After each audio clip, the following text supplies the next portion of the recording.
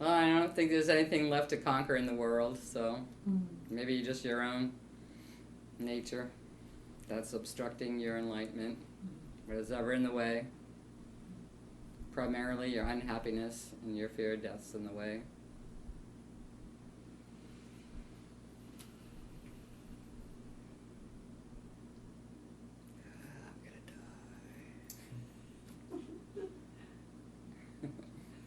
Always comes back to that, doesn't it? Yeah. We're here so short time, and then we disappear. And we're supposed to be so distracted by being here that we never notice that until we notice it. Until someone we care dies, until we get some kind of health problem.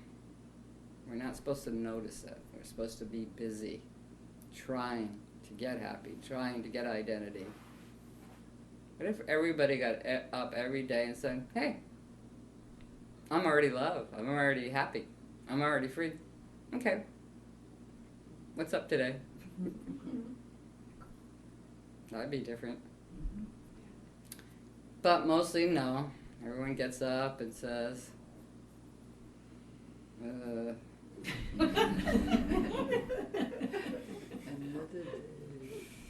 the only thing that people get up happily is when they're in love, right? So you have to be in love 100% of the time.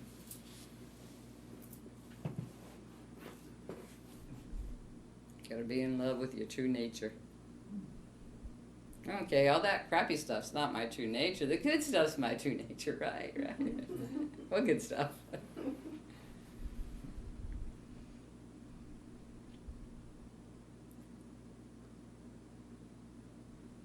Loving the sacred.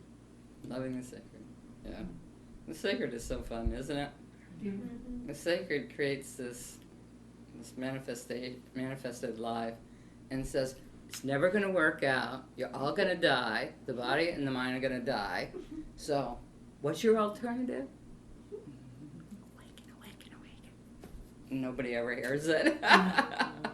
But, you know, the sacred just says, I can wait. I can wait.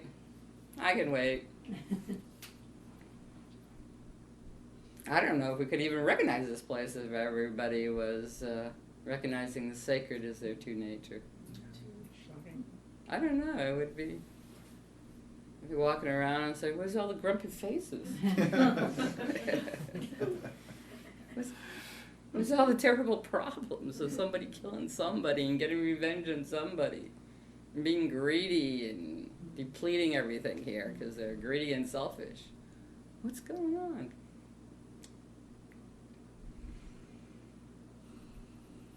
It could happen, I guess. This doesn't seem to happen yet, but a lot of people like to think like we're on the verge of this big happening, this big awakening. What if, that happened, then everybody just dropped the body? That would be another game of the sacred. Because we so much want it to work out here. We want to be better looking if we're enlightened, right? Oh, that didn't work out. Skinnier, worked out for me. Richer, nah, it didn't work out for me. What do you get if you wake up? Sanity. Complete sanity. What's that? Complete sanity. Yeah, sanity. It's always very strange to see insanity. And that the culture insists that it works on the premise of logic and reason. And there isn't any at all at any time. People aren't logical beings. They're scared. They're reactive. They're worried. When you're scared and worried, you're not logical. And why should you be? You're scared and worried. And you think you have a good reason to be scared and worried. What? Yeah. What's the scariest thing that could happen to you? Oh, you could die. What if that isn't the scariest thing? What if the scariest thing that could happen to you is that you never get to really enjoy and experience love? What if that was the scariest thing? Yeah. Okay, Barbie, breathe in. What if that was the scariest thing? That is the scariest thing, isn't it? Yeah, terrible thing. Because we're all just going to die. It's inevitable. Who cares? Some of us got 10 years. Some of us got 50, 90. Some of us are going to die from the flu. We're not going to actually die from it. It's just, we're done. We don't die from anything. We don't born from anything either. It's just this great mystery of the sacred, which it says, hey, you want to come here and have a body mind and experience all these both terrifying and terrible things and some pretty nice and fun. You want to do it? And in the midst of all that, there's a secret that you're going to have to find out to be able to endure it all. What's the secret? Being more famous, more richer. Fitting in, getting along. Getting married, having kids. Having power and money and station. There's not many choices to get happy here. Let's see. Having money, power, station, family. I think there'd be other choices. Oh yeah, hiking half dome. Yeah. Yeah, these are the kind of choices which are just grueling. You're just so happy you survived it. And said, I did that? Yeah.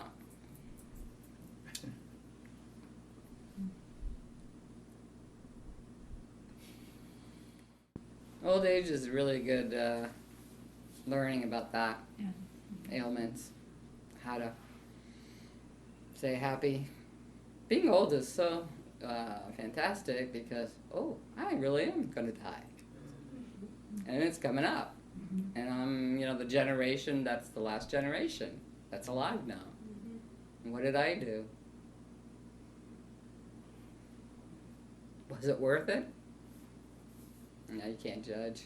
Can't know that. Of course you're worth it. Everything you do and think and feel is worth it. But there's that little secret. Gotta get to it. So you're on your deathbed, and you said, you pray to the Hindu gods or goddesses. I don't know why the Hindus tonight, but they're fun. All right. You're saying, Lakshmi, I prayed to you my whole life.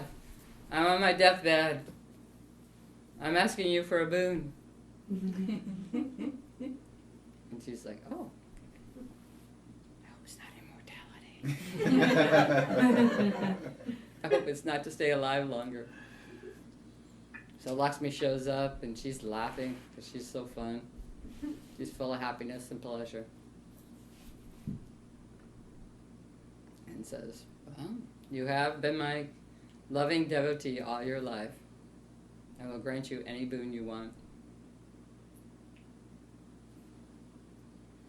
So the old woman's dying and she says, I want to be younger.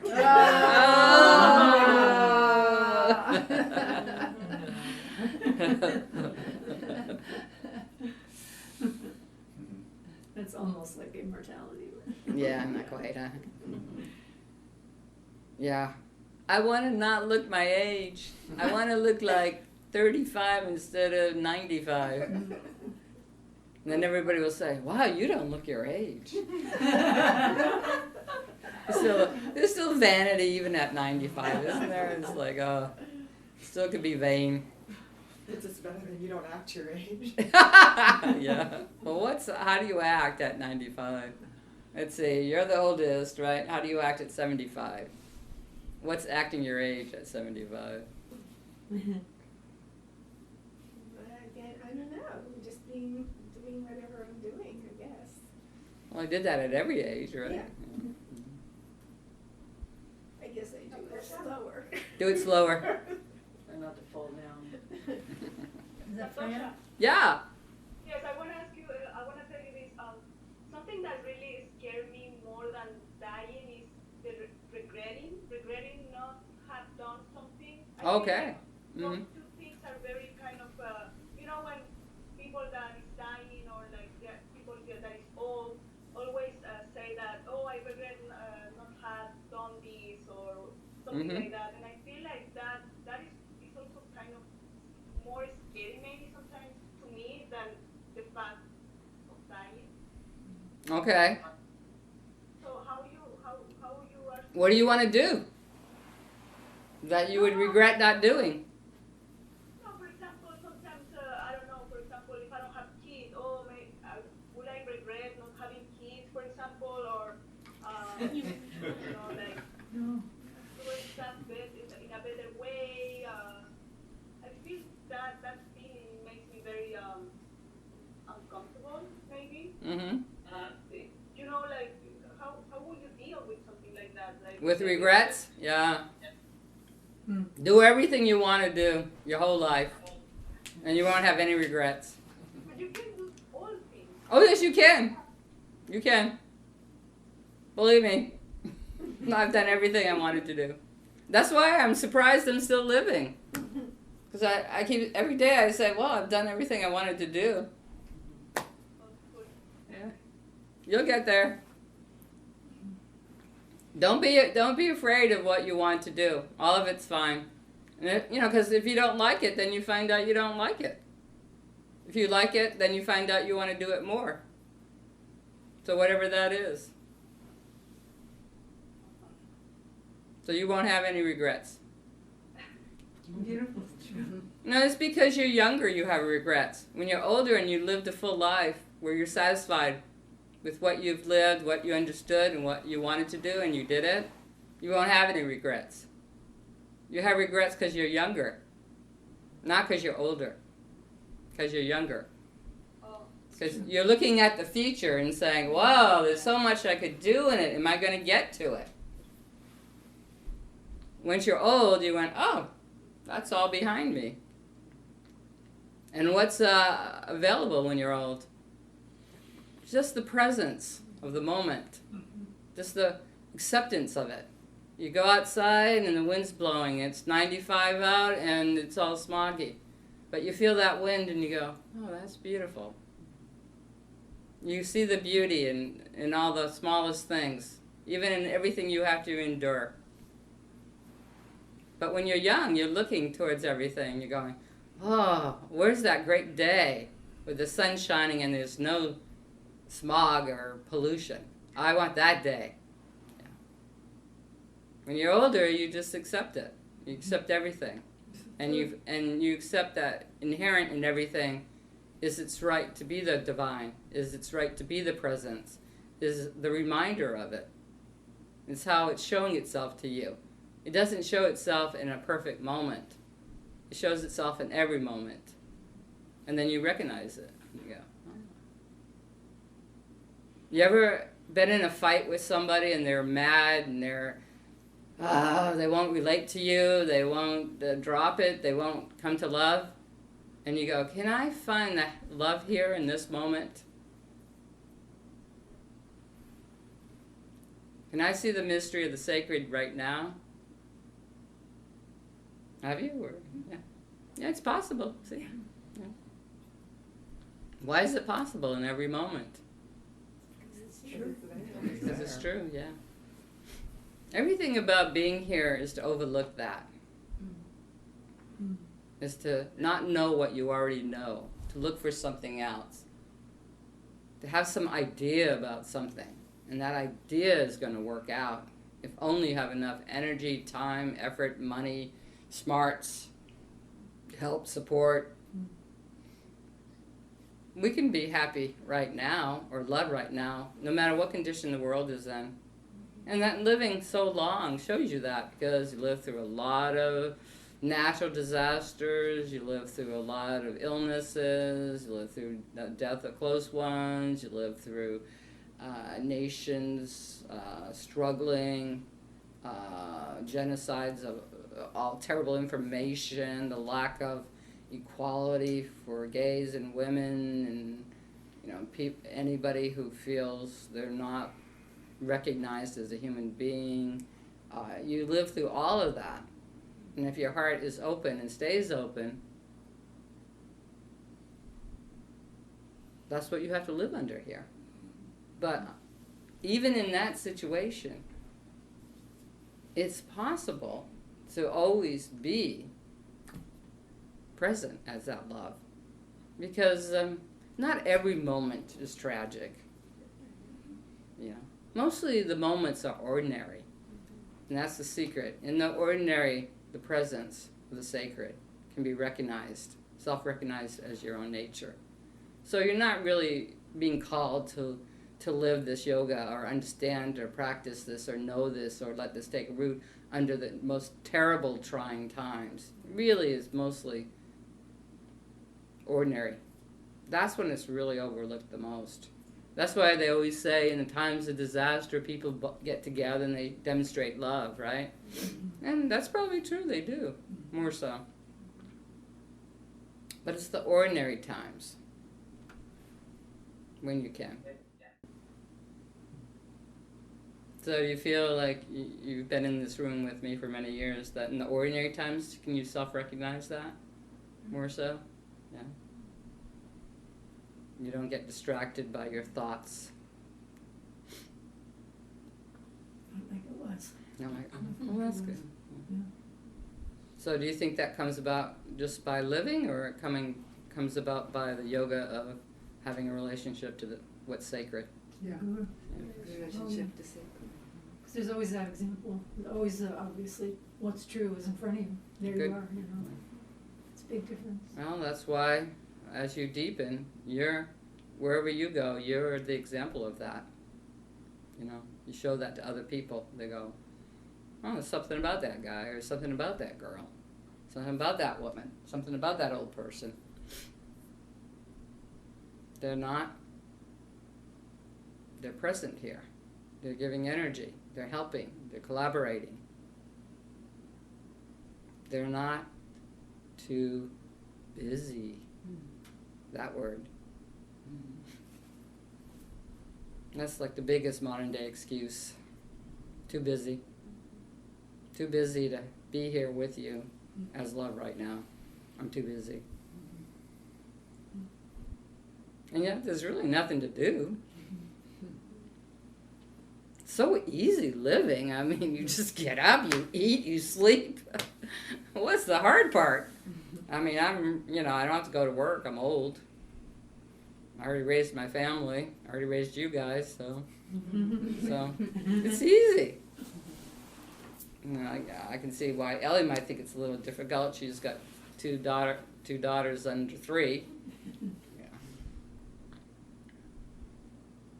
You think it's hard, Dan? You're retired. No. You think it's hard? No, life is easy. It's only when you're younger and you have all this to look forward to. It's like, how am I going to fit it all in? You're going to fit it in. You're going to fit it in if you remember the mystery.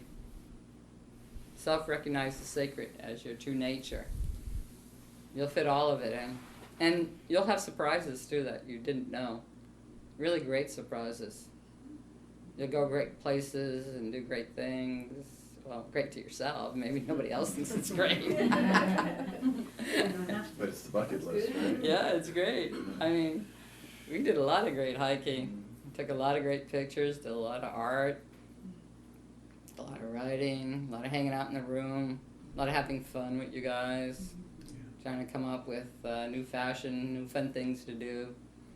Because I don't think sadhana is a dry thing. I think if it's done with that passion of self-recognizing your true nature, it's a wild ride, and it's full of great discovery. And if you get really happy with discovery, you'll love it.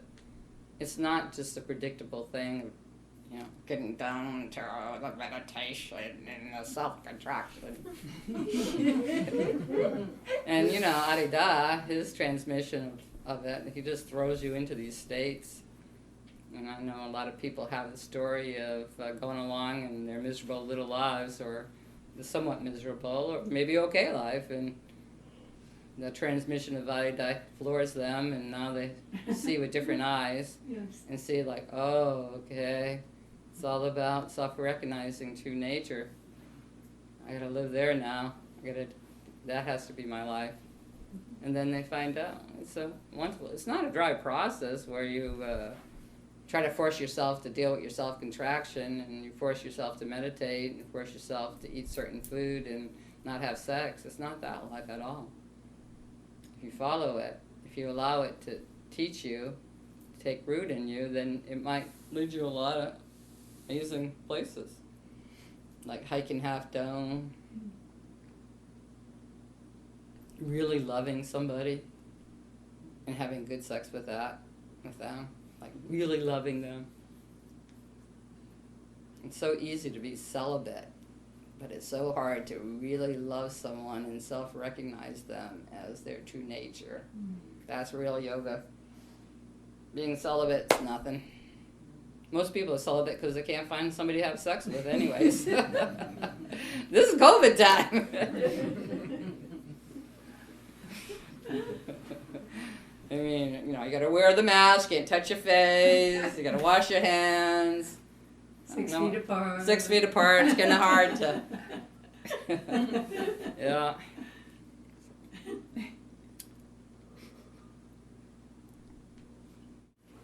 Yeah, the rough moment isn't every moment.